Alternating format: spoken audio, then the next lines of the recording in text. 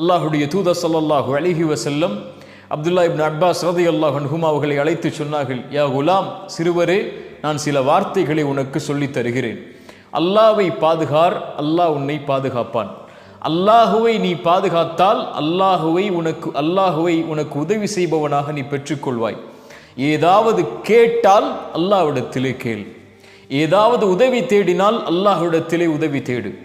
இந்த உலகமெல்லாம் ஒன்று சேர்ந்து உனக்கு ஒரு நன்மையை செய்ய நாடினாலும் அல்லாஹ் விதித்ததை தவிர எதுவும் செய்ய முடியாது.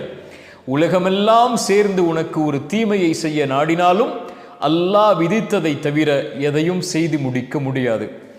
ஏடுகள் மூடப்பட்டு விட்டது, பேனாக்கள் உயர்த்தப்பட்டு விட்டது என்று அல்லாஹுடைய தூதர் ஸல்லல்லாஹு அலைஹி வஸல்லம் சொன்னார்கள். அல்லாஹ் உனக்கு கொடுத்ததை கொண்டு திருப்தியோடு வாழ். மனிதர்களிடத்தில் இருப்பதை ஆசை கொண்டு அவர்களிடத்திலே சென்று கரம் ஏந்தாது, அவர்களிடத்திலே சென்று யாசகம் கேட்காது.